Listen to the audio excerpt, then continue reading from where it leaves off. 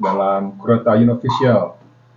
Di sini saya menghadirkan narasumber yang luar biasa karena kita akan membahas satu hal tentang acara tanggal 13 Agustus besok.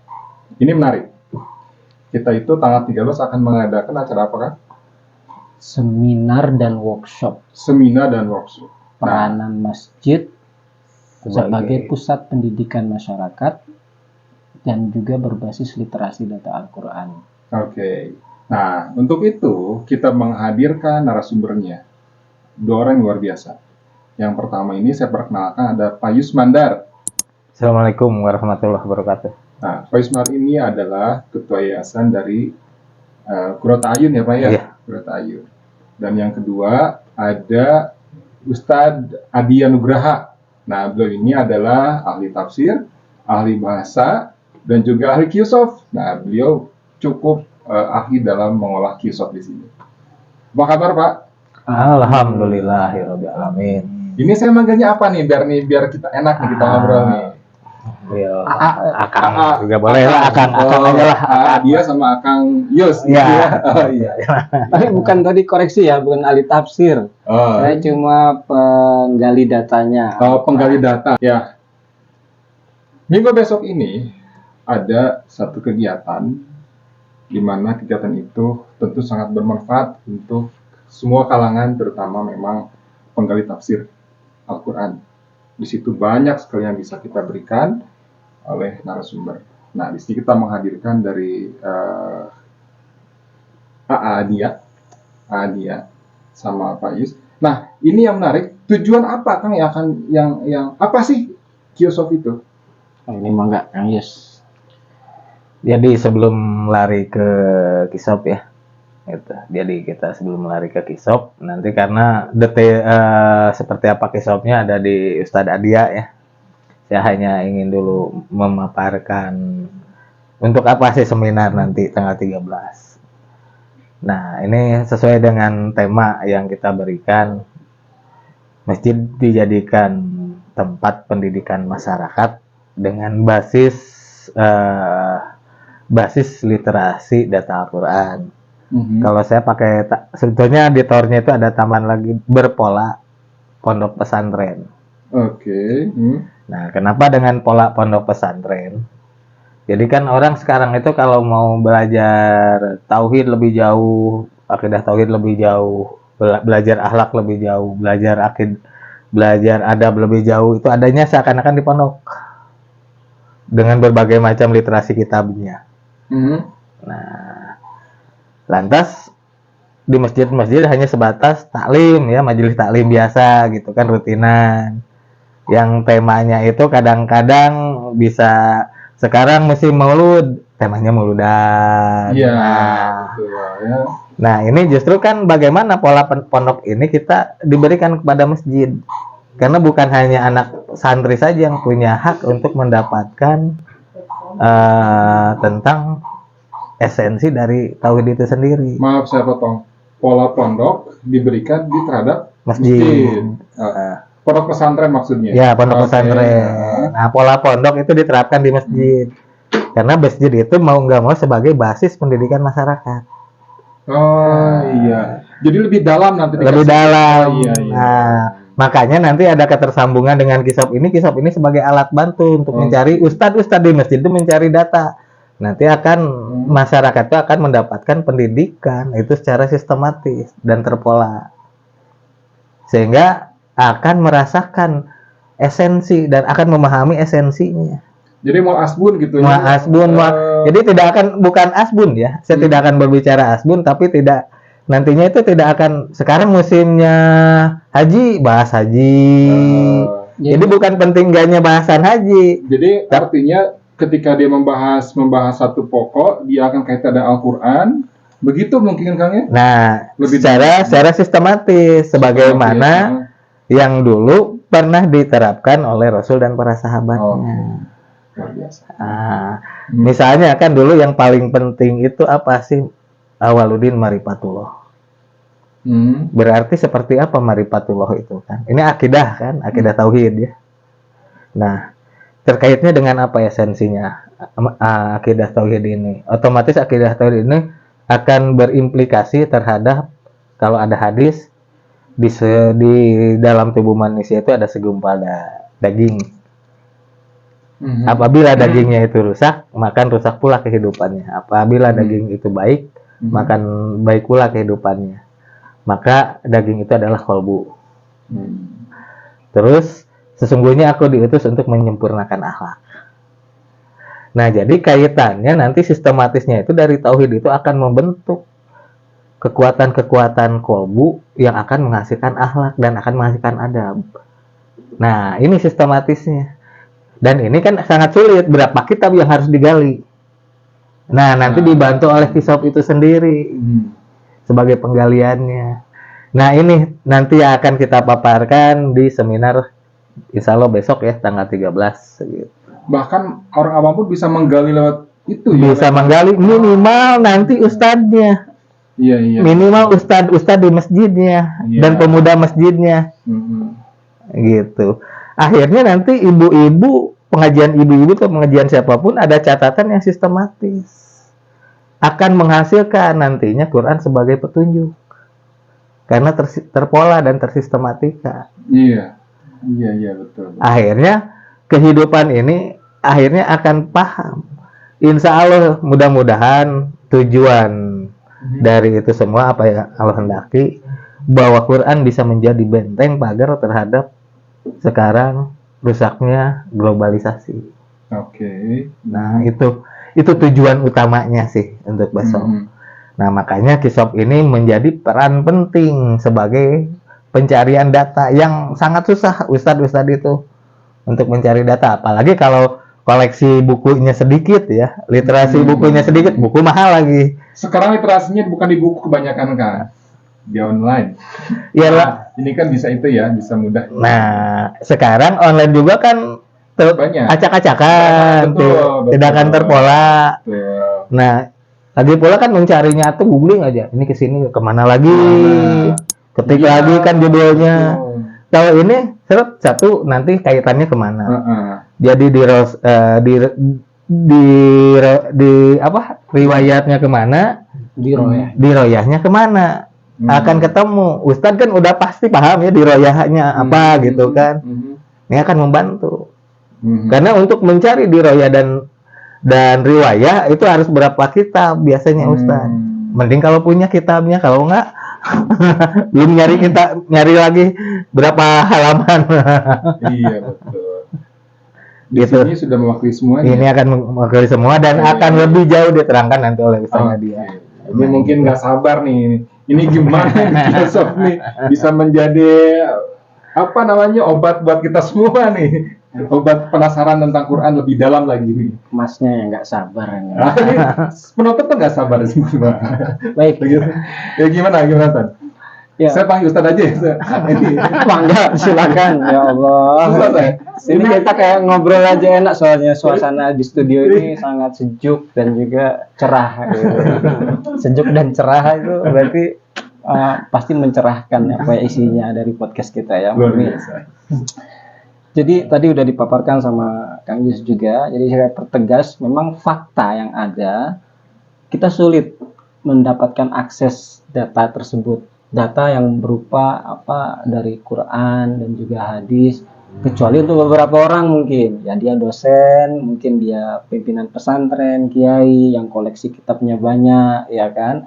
Nah, sementara kebutuhan untuk hudan selain tadi memang pembuktian zalikal kitab hudal lil muttaqin di ayatnya di Al-Baqarah itu kan.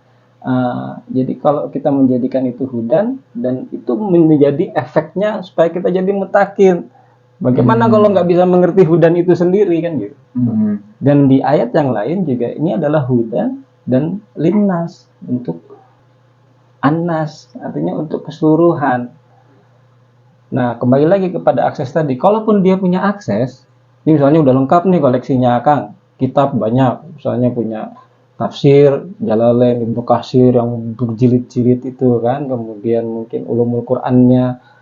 Ada lagi masalah, faktanya adalah itu tercecer nggak bisa didapat datanya keseluruhan dengan cepat kan. Bukan Oke. kitab ini, seluruh nusulnya Ya, ini, iya. kamusnya ini, berapa tempat itu kan, perlu waktu. Hmm. Nah, yang ketiga lagi, ya itu sangat terbatas, sangat mahal biayanya, kan? Jutaan itu kan, nggak sembarang punya koleksi tafsir, Oh, iya. punya kamus gitu kan. Itu lengkap.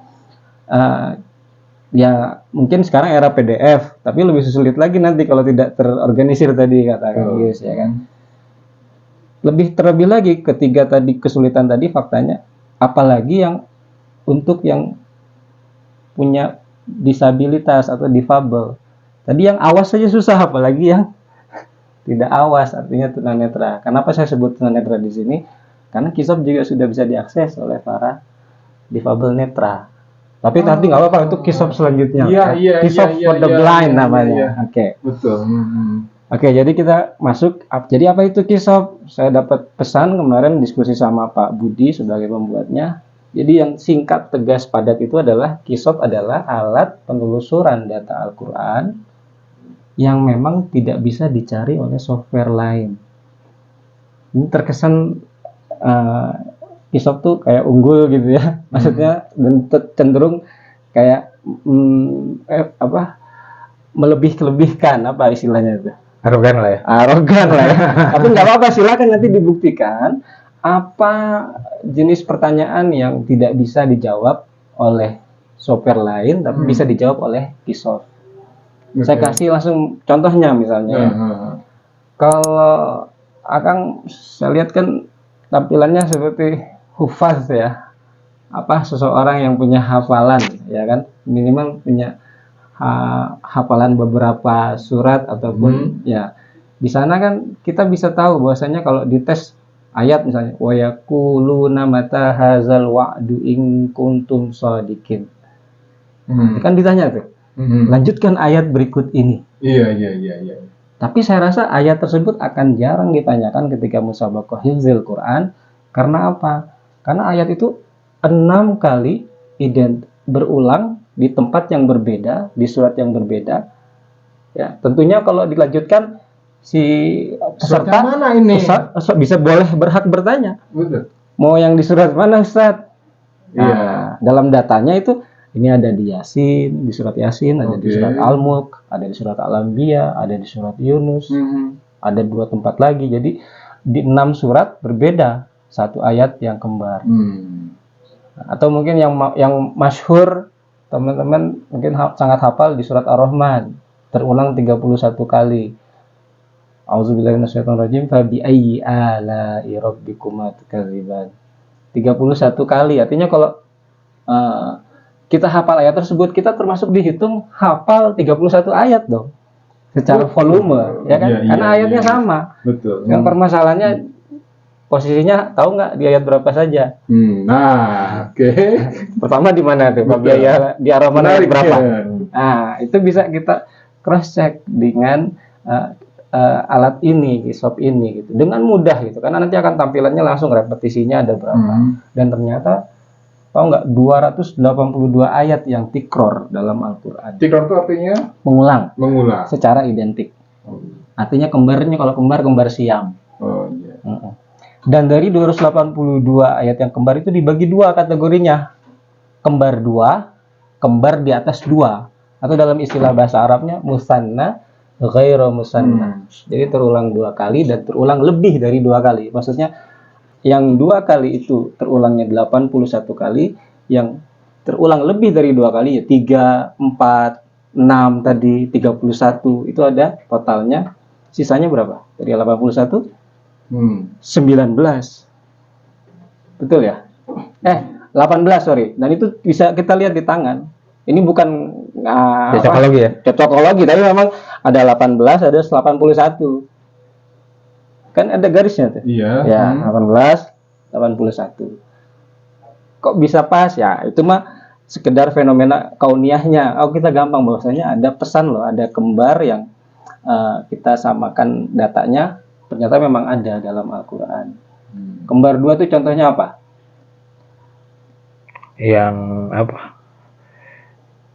Yang Allah tidak akan. Dalam surat Al-Baqarah Ya, misalnya Al-Kafirun ada. Kembali. ada, betul, contoh Al-Kafirun. Mana Oke, lagi?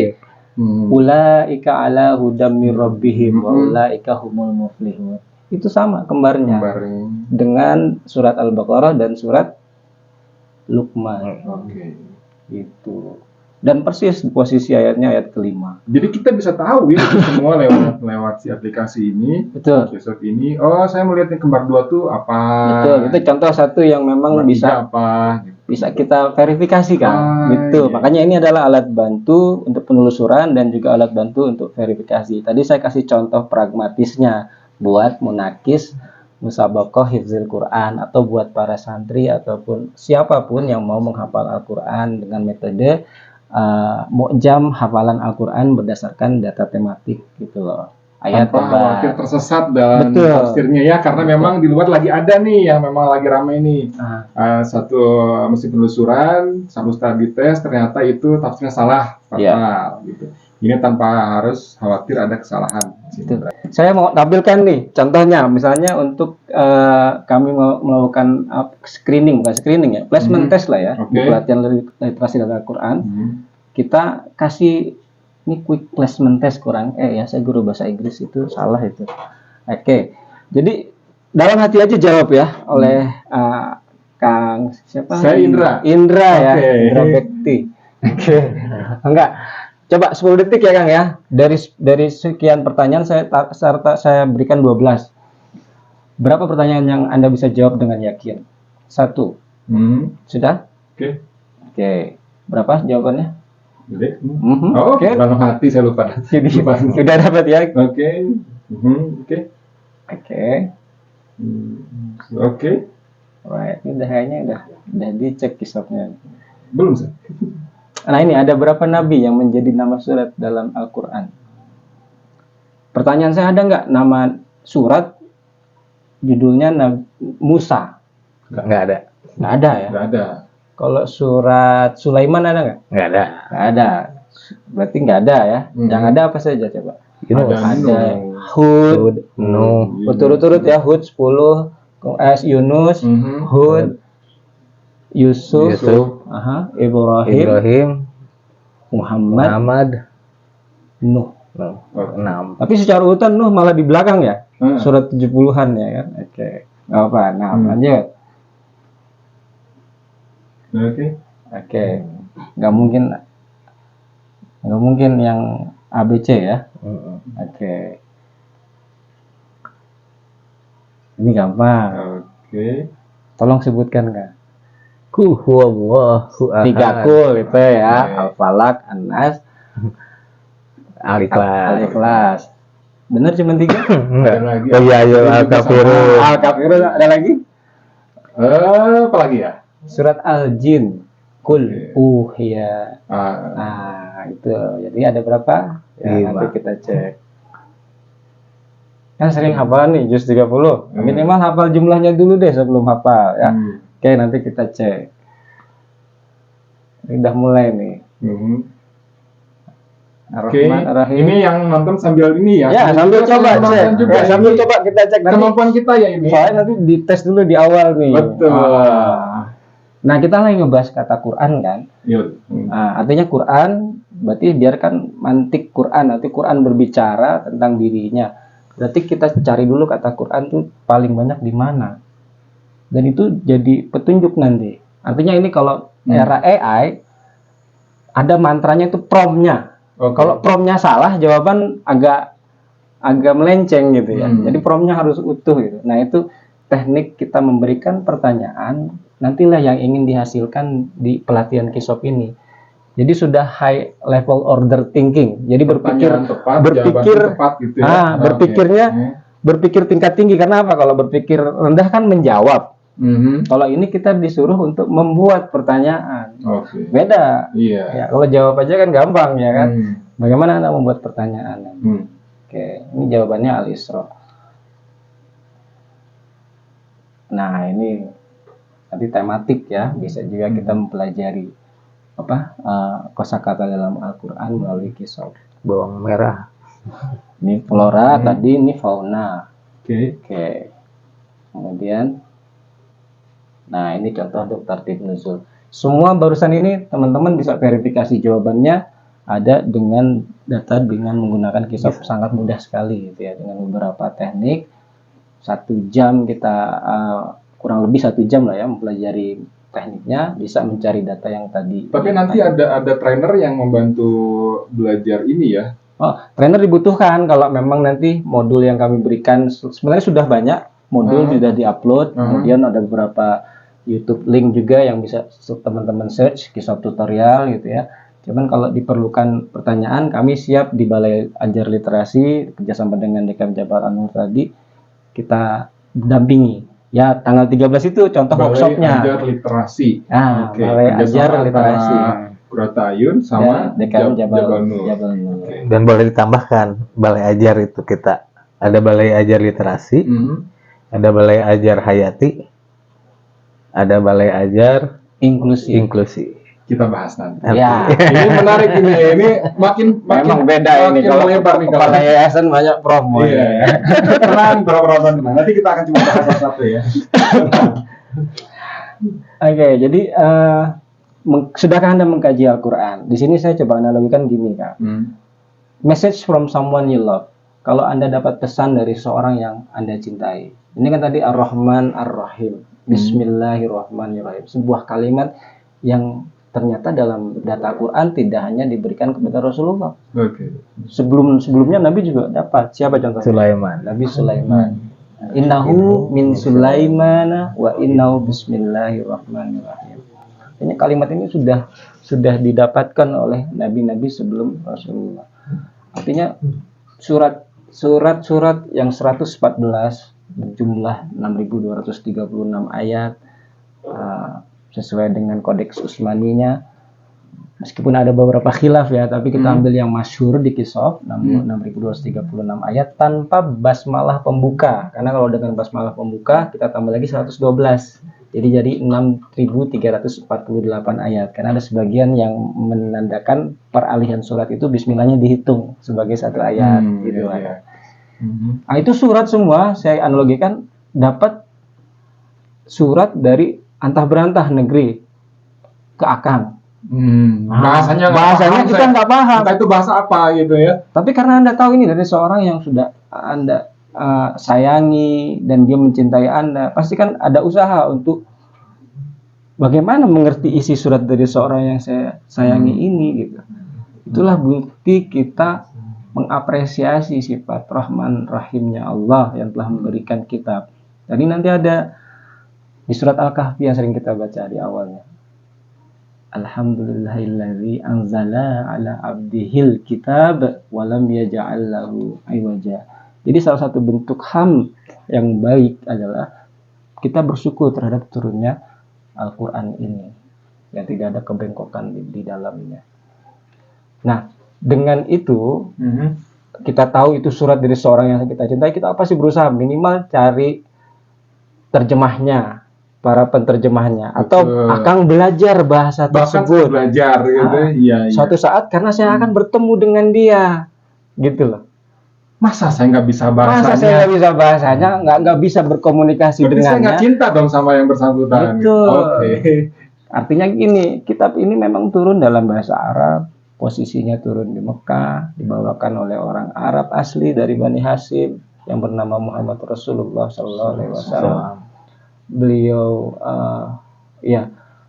mungkin posisinya juga mendakwahkan untuk orang di Jazirah Arab saat itu, tapi ternyata ekspansinya tugasnya untuk seluruh alam semesta.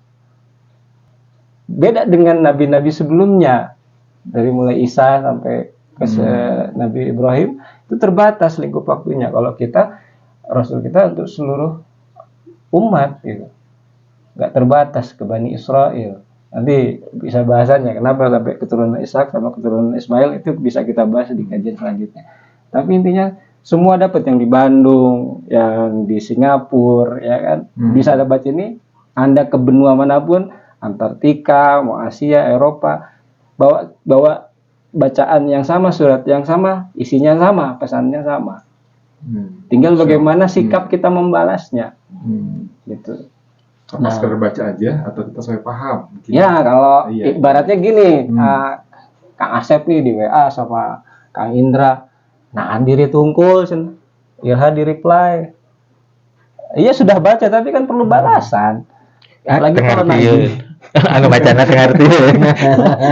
Kan nggak enak kan, sakitnya tuh di sini gitu kan. Kalau cuman di read katanya, centang 2 hungkul gitu. Tapi nggak dibales. Itulah kira-kira kalau komunikasi satu arah. Kita kan ingin, jadi dalam asar disebutkan, jika engkau ingin berbicara pada Allah, maka sholatlah. Kalau engkau ingin mendengar Allah berbicara kepadamu, maka bacalah Al-Quran. Ini asar Umar atau Imam Ali ya, nanti dikoreksi. Jadi itulah bentuk interaksi, karena kita harus berkomunikasi. Karena kalau tanpa komunikasi saya kira ada masalah. Anak sama orang tua nggak ada komunikasi pasti masalah. Kakak adik walaupun serumah pulang masuk kamar pasti ada masalah.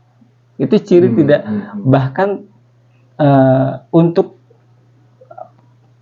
menunjukkan katanya bukti dari deadly sin of communication tuh untuk tidak berkomunikasi aja itu perlu komunikasi, dan itu menunjukkan ada masalah gitu. Itu unik gitu. Jadi dan inilah jamuannya. Al-Quran itu adalah jamuan Allah. Ini matanya saya baca. Maka pelajari dari jamuannya semampu kamu. Sungguh Al-Quran ini tali Allah, cahaya benderang, obat mujarab, penjagaan bagi yang berpegang teguh padanya, dan keselamatan bagi yang mengikutinya. Makanya namanya Quran banyak. Hudan, nur, syifa, hakim, furqan. Nah mana nih Banyak, yang kaidah khosnya, mana yang lebih umum? Hudan, karena dia menaungi semuanya. Karena jawaban dari ihdinas siratal mustaqim di surat Al-Fatihah, zalikal kitab hudal lil muttaqin, supaya kamu jadi orang yang bertakwa. Udah dijawab. Jadi dari Al-Fatihah ke Al-Baqarah. Transisinya kan begitu. Nah, Pak Budi sebagai pembuat kisopnya, jadi menceritakan ini berawal dari sebenarnya ketidakpahaman dia. Banyak pertanyaan terhadap Quran, dan dia mengkaji dari 5 ayat dalam surat Al-Alaq yang turun pertama, Iqra sampai ayat kelima. Dan saya bisa pastikan walaupun sekarang berkembang katanya Elon Musk bikin AI, big data, bahkan bikin Neuralink untuk nyatuin saraf, sampai sekarang algoritma yang paling canggih, wallahi saya masih yakin memang Quran nggak akan bisa dikalahkan. Allah yang menjaganya. Iya, karena Allah pasti ya wala yu'la alaihi itu di sana. Jadi sangat jauh. Kalau AI, Pak Yus mau ngecek siapa Indra, Kang Indra, bisa nanya nih, Indra keluar karakter dia gimana. Itu kan kayak latar belakangnya apa. Tapi itu tidak bisa mendetailkan konsep hidup ke depan. Kalau ini kan dia mendapat data dari masa lalu, ya kan? Dari data, kalau bahasa ChatGPT misalnya, dari saya punya data hanya sampai September 2021. Jadi mohon maaf kalau tidak lengkap datanya, kecuali Anda bayar kan gitu. Dapat versi 4 gitu kan. Nah, nanti mungkin ke depannya ketemu lagi bagaimana mendapatkan data di masa depan dengan memprediksi. Nah, Quran ini zip code from Adam until the end of day. Jadi dari Adam diciptakan sampai masa hilang nanti kita semua. Dan bahkan bukan hanya artinya sebatas algoritmanya data. lengkap gitu loh. Ya bahkan bukan hanya sebatas kelengkapan algoritma data. Ada miracle-nya, ada pesannya. Ada pesan dan ada konteks. Ini ada makna. Kita mengkaji Al-Quran di dalam. Kalau AI kan nggak ada makna, nggak ada konteks.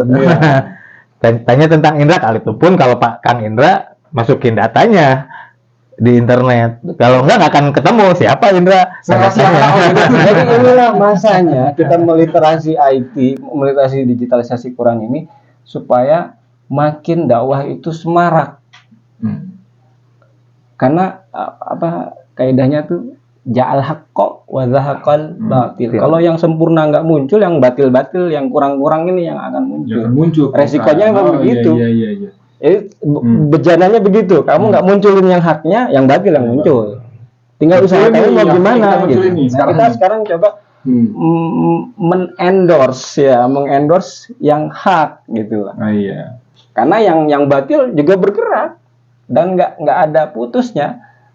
Ajazil iblis itu istiqomah bukan main. Sebelum kiamat. Sampai saya melangkah dari sini pun dia sampai menggoda gitu. juga gitu. Sampai dari jalan ke sini masih ada yang menggoda juga itu. Kade cina gitu. Mas.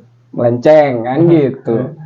Dan mudah-mudahan kita selalu diingatkan dapat karunia untuk istiqomah di dakwah. Artinya gerakan khususnya saya membatasi dakwah kami baru bisa di literasi data Al-Quran ini menjaga usul dakwahnya supaya tetap ada keilmuan di sana. Itunya, ilmunya yang Ya. Oke. Ya itu untuk sementara deh. Jadi isi kisopnya nanti saya bisa lanjutkan, tapi nggak mungkin terlalu cepat atau gimana? Nah, jadi gini Kang, memang ini sangat manfaat ya. Tidak hanya untuk satu kalangan saja sebetulnya Maya. Ya. Dari mulai pesantren bisa dikaji, jadi bahan sumber referensinya. Dari awam sampai yang expert. Betul. Saya analogikannya gini deh. Jadi kisop ini kalau mobil ya, saya boleh nyebut merek, nggak apa-apa ya, buat Boleh, contoh lah ya. Bisa Xenia gitu ya. Oke. Tapi untuk nge-grab ya. Oke. Tapi dia bisa berubah jadi Ferrari. Oke. Tergantung Si penggunanya. dan si pengendaranya. Ya kalau untuk level Grab ya asing buat jalan-jalan ya kan. Tapi kalau untuk Ferrari kan dia buat kecepatan. Jadi tergantung usernya dan juga bagaimana dia menjalankan si kisopnya ini. Ada banyak Kang, banyak nih. Saya ingin mengkaji Quran, tapi saya malu. Saya malu nih. Tapi saya belajar dulu. Lihat kisop itu bisa sekali ya. Bisa, karena kisop itu 3 dimensi kan. 3 dimensi. Jadi kenapa disebut 3 in 1? Di sana ada, saya kasih lihat ya slide-nya. Ini saya lanjutin sebentar ya. Jadi posisinya saya pertegas, kisop hanya di yang bawah Kang, data. Oke. Ya. Jadi data ini kan basicnya untuk dapat informasi. Data salah, informasi salah. Makanya kita perlu data seluas-luas mungkin, seakurat-akurat mungkin untuk menghasilkan informasi yang valid. Konstruksi informasinya bagus. Nah, setelah informasi terkumpul, baru kita bisa membentuk satu pengetahuan namanya. Dapat nih informasi tentang dari data yang tepat, informasinya bagus, berubah lihat dia jadi pengetahuan. Dan dari pengetahuan itu bisa disebarkan. Setelah dia tersebar dan kekal, jadilah dia hikmah, wisdom. Piramida ini terkenal di semua, namanya piramida DIKW, ya, Data Information Knowledge Wisdom. Dan kisah memposisikan hanya di piramida terbawah, yaitu mengumpulkan bagian-bagian dan meneliti, absorbing. Jadi di data aja, kita pengumpul data. Dan itu disclaimer-nya ya. Jadi para trainer memang dilarang untuk berpendapat. Karena yang berhak berpendapat nanti sudah di tataran informasi dan knowledge. Dia harus punya kefakihan, punya disiplin ilmu. Soalnya kita ngasih data. Saya bukan orang yang bisa menerangkan iman, Islam, ihsan secara utuh, karena kami bukan ustadz. Tapi saya bisa mencarikan loh kata iman, Islam, ihsan, akar katanya berapa, tempatnya di mana, tartib nuzulnya apa, maki madadinya berapa. Itu bisa kami tunjukkan. Tapi untuk menerangkan apa iman, Islam, ihsan, masih banyak orang yang lebih ahli. Itulah tadi saya bilang verifikasi. Dan kita harus membatasi diri para trainer ini. Nanti jangan khawatir, nggak usah takut. Kita mah hanya untuk mentadaburi saja gitu. Jadi bukan tadi jadi ahli tafsir, bukan. Kita jadi ahli di penggalian data Al-Quran. Yang memang nanti akan menarik diri kita untuk mempelajari tafsir, mempelajari ulumul Quran. Hanya memberikan benchmarknya aja. Ya, begitu. Karena untuk tahapan selanjutnya informasi, knowledge sama wisdom itu perlu tambahan ilmu. Dia fakihnya di bidang apa? Nah, penggunanya udah Ferrari. Penggunanya sudah Ferrari itu, gitu. Baik. Nah, ini tadi semakin baik penyusunan basis data, informasinya makin banyak. Semakin lengkap informasi, maka kualitas kesimpulan informasinya bagus kan? Bagus, ya. Semakin bagus kesimpulannya, strateginya makin enak. Karena ini pasti kan orang ekonomi kan, perlu riset ya. Makanya perlu riset pasar, riset seorang pemimpin, leadership ataupun bidang apapun dia pemimpin, Oh, dia iya, perlu banyak harus. banyak informasi dan untuk menentukan strategi yang baik. Betul. Nggak hanya memimpin di bidang politik atau bisnis, pendidikan juga sama. Tanya pasti kepala sekolah punya data dulu, punya informasi, jelas kesimpulannya, baru dia ngambil strategi mendekati ini. Gitu kan. Kok kayak terpana gini? Saya nggak enak. Ini tertarik saya, ini bagus Belum banget. masuk loh ke kisahnya belum. Ini saya udah Dari pengantar gitu. Orang pengantar ini kan. Ini saja nggak om. Kayaknya kita perlu Insya Allah tambahan biasa. waktu nih. Udah 40 menit belum? Lanjutan. Oke, kita masuk ke softwarenya ya. Jadi ini logonya juga unik kalau mau dibahas. Oke. Jadi ini dari ada dan tiada. Jadi tahu nggak apa sesuatu yang ada dan tiada? ada dari Ini adanya sesuatu itu karena ketiadaan Tiadaan sesuatu. sesuatu. Apa itu? Contohnya, Apa itu? gelap itu karena ketiadaan cahaya. Tapi kata itu ada, tapi sebenarnya dia nggak ada. Pasti pusing kan? Ya udah nggak apa-apa, nanti lanjut lagi. Itu contohnya adalah huruf kof ini desainnya ya. Yang nonton pun sama, ini lagi mikir. itu mengandung filosofi yang dalam nanti dibahas. Nanti dibahas ya. Nanti di komen kita bahas ya. Dan bisa juga terang dan gelap ya kita bahas. dari Pak Budi tambahannya adalah kisof itu Quran. Softnya itu kalau dibacanya pakai soft di surat as-soft. Jadi barisan penjaga data Quran. Soft. Jadi jangan barisan. soft. Bukan Bahasa soft Inggris. lunak ya. Soft Sunda we lah. Kisof. Jadi softna gitu, baris ya. Baris pajajaran anu ngajaga Quran gitu. Anu ngajajar kan baris teh gitu cerita nama. Nah, qaf wal Qur'anil Hakim karena huruf qaf ada di surat nomor. Yo, cepat. Ini kuis juga. Menonton kalau ada yang bisa jawab silakan nanti Ini dikirim tuh kalian. banyak kuisnya di sini, banyak hadiahnya di sini. Tenang. Dari Ustaz. Ini qaf surat 50 ayat 1 ya. Oke. Nah, prinsip dasar dan sangat utama para penggali data Al-Quran adalah ini. Surat Bani Israel atau Al-Isra ayat 36. Tolong dibaca tapi ditutup ininya Kang. Apa? Transliterasinya. Tanpa harokat. Tanpa harokat harusnya jangan dikasih transliterasi. Coba dibaca. Ini judul semuanya ini. Coba taruh harokahnya. Auzubillahiminasyaitonirrajim. Wala takfu. Nah, janganlah kamu takfu. Kamu taknya di sana ikuti malaisalaka yang kamu tidak memiliki bihi ilmun padanya pengetahuan tentang hal tersebut. Inna sam'a sungguhnya penglihatan, pendengaran, penglihatan, wal fuada, wal basara wal fuada kullu ulaika kana anhu mas'ula. Jadi 3 aspek tadi dicek and recheck. Jadi jangan sampai kamu mengikuti apalagi melakukan. Mengikuti jangan ya. Apalagi mengajarkan. Ya. Ngeri kan? Jadi karena akan ditanya. Jadi ketika seorang, ini juga bukan nakut-nakutin para mubalik atau khatib atau dai ya.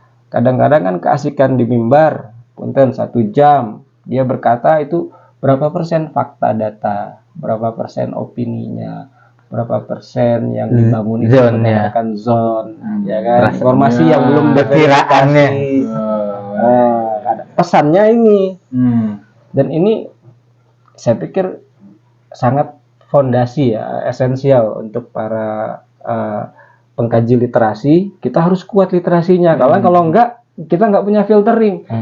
Ini dari era flood of information loh, banjirnya informasi yang sangat deras ke generasi kita, ke kita sendiri lah. Dengan bangun pagi, masuk WhatsApp, masuk ke mail list, masuk ke Instagram, pokoknya segala macam. Berita apapun datang.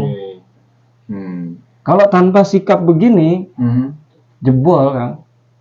Panggul pertahanan informasi kita sehingga kita nanti pusing sendiri, namanya cognitive dissonance penyakit atau VUCA kalau bahasa sekarang. Bahasanya sih. Nah, ini informasinya. Jadi Kisop sebuah software Al-Quran yang disusun secara database yang berbasis akses sehingga memungkinkan penggunanya mendapatkan informasi dari Al-Quran secara mudah, cepat dan akurat. Nah, saya kembali lagi nih. Dan, nanti itu pada saat tanggal 13 itu itu kan ada seminar di situ. Ya, ya. Itu diajarkan secara detail tentunya. Mungkin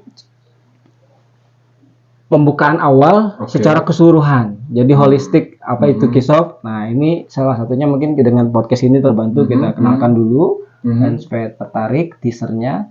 Tapi nanti baik 1 jam itu dengan asumsi para peserta yang datang dengan sudah menginstal Kisop, mereka sudah punya pengetahuan dasar tentang Microsoft Office.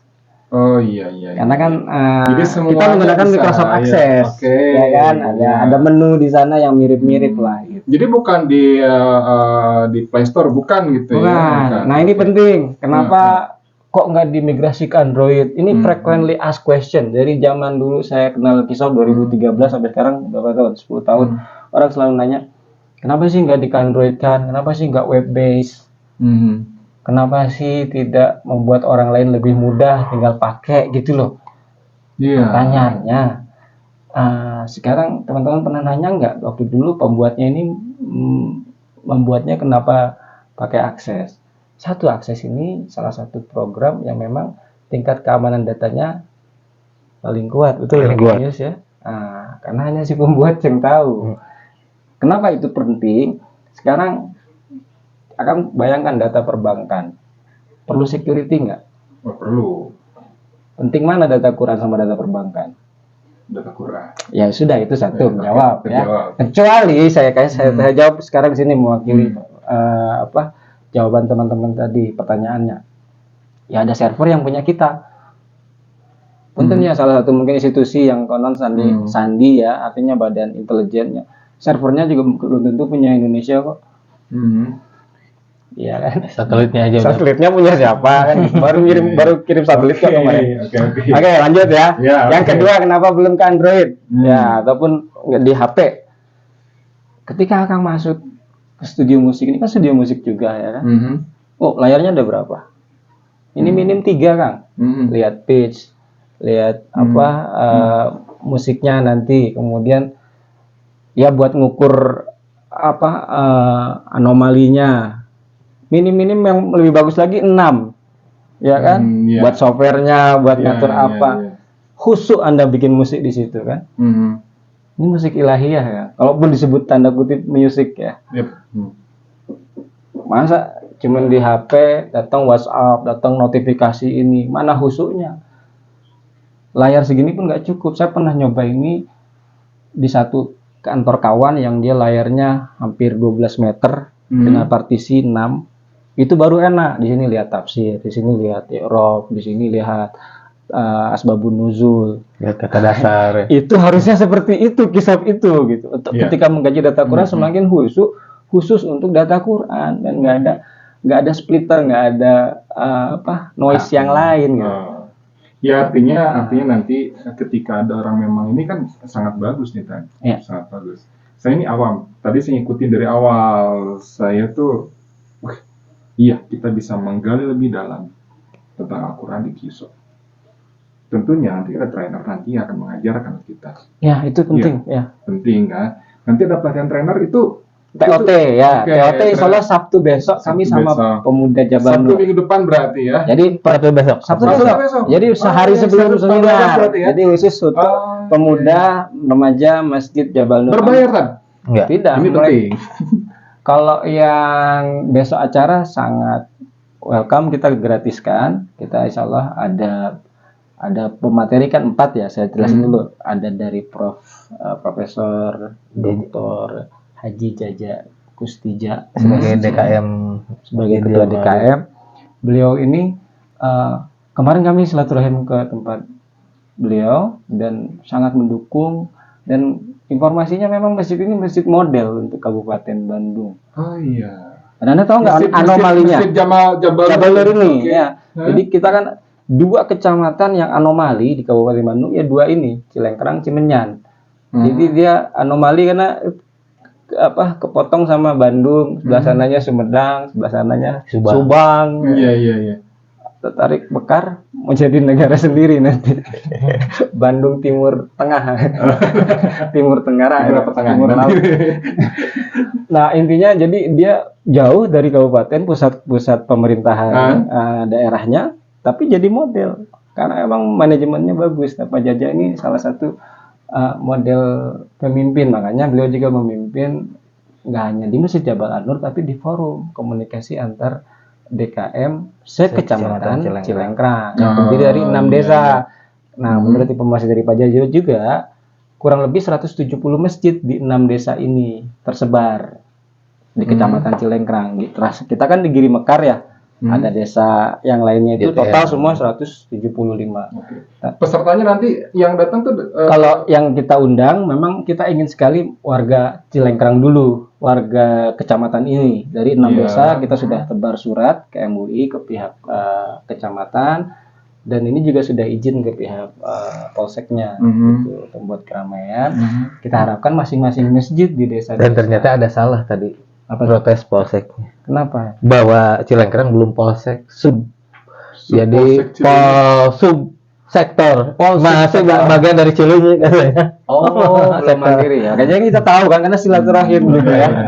ini pentingnya silaturahim ya. Jadi mohon maaf Pak Kapol Subsektor Sektor, Kecamatan Cilengkrang. Nanti kita betulin suratnya. Tapi nggak apa-apa katanya. Ini nggak apa-apa. Kita sudah izin itu.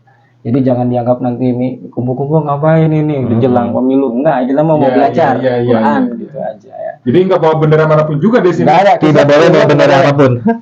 Berarti bendera Allah udah selesai. Ya, itu aja lah. Itu aja.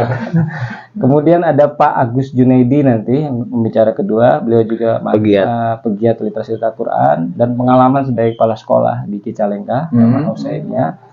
Dan di sekolahnya itu diterapkan kisah. Masya Allah. Kurikulum karena ada tafhim, tablik, sama tahfidz. Tafhimnya, tafsirnya dia dengan menggunakan software Qsoft dan Hadissoft. Oke. Jadi anak-anak udah terbiasa, udah menghasilkan ratusan trainer itu sebenarnya. Makanya nanti Dan kayaknya udah punya makalah. Kayaknya anak-anak nanti itu. kita lihat beliau besok ya, kayak direkam.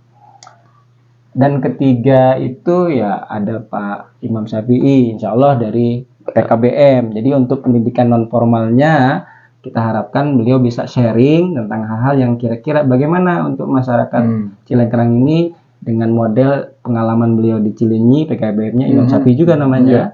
Itu ada di Cileunyi bisa di model. Kami kan juga inklusi sebenarnya. Bukan inklusi apa? Informal. Di Balai Ajar ini. Jadi bisa sharing informasi tentang itu.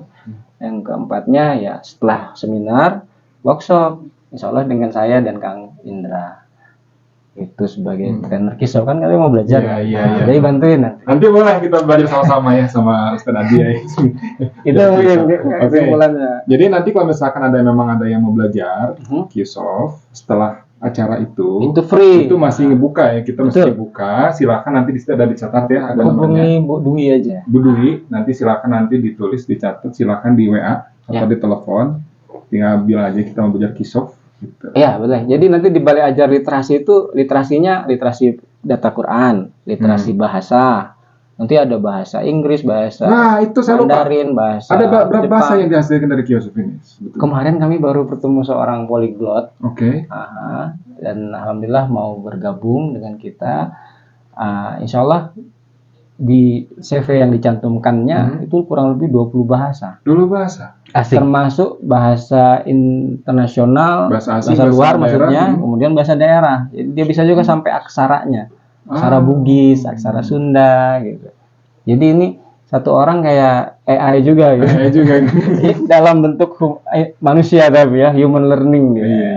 Orang ini nanti bisa ini juga jadi trainer juga di trainer Qsoft dia sebenarnya karena kami ingin Qsoft ini ada yang namanya Qsoft Polyglot. Karena nanti dengan Qsoft teman-teman bisa belajar nih bahasa Japan, Mandarin gitu ya. Karena terjemahnya nanti bahasa itu.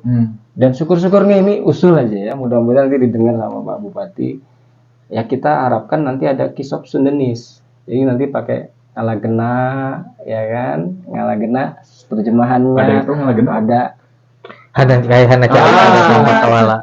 Nah, itu kan serang menarik juga nanti itu bakal panjang. Saya mah orang Sunda besar. Sudah besar. Ya, karena ibu saya Kalimantan, Sunda besar kan. Dulu kan belajar Sunda besar, Sunda kecil. Ya. Ah, cuman ayah dari Jawa Barat. Betul. Jadi orang Barat juga, Jawa Barat, Kalimantan Barat. Orang Barat berarti ya, orang asing. Oke. Makanya. Nanti saya ingatkan kembali untuk tanggal 13 itu jangan lupa hadir di situ. Nanti kalau yang memang ingin belajar lebih jauh, kita bisa hubungi langsung Bu Dwi. Kalau teleponnya nanti ada di sini. Iya. Tercantum juga di mana? Di layar gitu ya. Nanti bisa dilihat gitu. Baik. Ya, silakan nanti dihubungi. Nanti kita banyak belajar juga. Ada pesan Kak? Pesan terakhir nih, bukan sebelum meninggalkan dunia ini, bukan? Sebagai kita tutup nih. Saya Closing berpesan statement ya. Closing statement nih. Saya berpesan 5 hal. Nah, jadi mulai lagi kita. Pesan terakhir 5. 1, sebarkan informasi ini ke sebanyak mungkin. Artinya karena ini hybrid. Kenapa disebut hybrid seminary? Sebenarnya seminary itu istilahnya netral, tapi keburu diambil sama misalnya para pasca sarjana Kristen yang untuk mendalami Alkitabnya itu seminari ceritanya. Oke. Nah, ini kok tiba-tiba hybrid seminari di masjid? Maksudnya hybrid seminari kajian kitab, kajian data Al-Quran, literasi ini bolanya offline dan online. Jadi yang offline kita batasi 150 peserta, yang online menurut pihak Jabal Nur bisa lebih dari 500. Batasnya 1000 kalau untuk online. Jadi kami akan sharekan juga link Zoom-nya setelah teman-teman masuk ke dalam grup ketika registrasi yang sudah tertera di undangannya. Jadi yang kedua, ketiga, keempat, kelima sebarkan juga pesan. Sebarkan juga. Oke. 5 hal tadi sebar-sebar. Dan jangan lupa juga tonton, Ya. like, share, dan subscribe. Sebarkan juga. Sebarkan Ini juga. channel apa namanya? Ini Kurota Official. Kurota Ayun Official. Dan Jadi satu- sebarkan juga biar semua orang bisa Nama nonton. studionya? Ini Gajah Perkasa Network. maka Gajah dia Perkasa Network. maka dia di endorse sama kopi gajah. Oh, ya. Tapi satu hal tadi. Jadi ini satu hal yang terkait ya sebagai closing statement dari saya. Kenapa pentingnya dengan KISOP ini ya? Pendidikan masyarakat untuk mendidik masyarakat dengan pola pondok yang berbasis masjid. Kenapa? Tadi ingat bahwa pendengaran, penglihatan, dan fuad akan diminta pertanggungjawaban. Sementara hadis yang tadi saya ungkapkan baik di hatinya, karena antara kolbu dan fuad itu satu bagian dari masih dari dalam hati ya. Ada sudur, ada kolbu, ada fuad, ada lubnya. Nah berarti dari kolbu ini akan mempengaruhi. Ketika datanya salah, akan menghasilkan nanti kecenderungan kolbunya salah. Akhirnya fuadnya, tindak tanduknya jadi salah buat masyarakat. Akhirnya bukan jadi tuntunan Quran itu. Iya. Jadi bahannya harus bagus, itu sebagai sumber peran bagus, prosesnya bagus, maka hasil pun akan bagus. Ya, brainware, hardware, software. Oke, luar biasa. Mungkin itu saja yang kita sampaikan di sini. Mudah-mudahan teman-teman para penonton sekalian, para pecinta Kurota Official bisa like, share, dan subscribe. Juga sebarkan sebanyak-banyaknya agar banyak yang bisa mengikuti nanti kegiatan tanggal 13 dan juga bisa terus menyebarkan kebaikan ke seluruh alam ini. Viralkan kebaikan. Viralkan kebaikan. Assalamualaikum warahmatullahi wabarakatuh. Waalaikumsalam warahmatullahi wabarakatuh.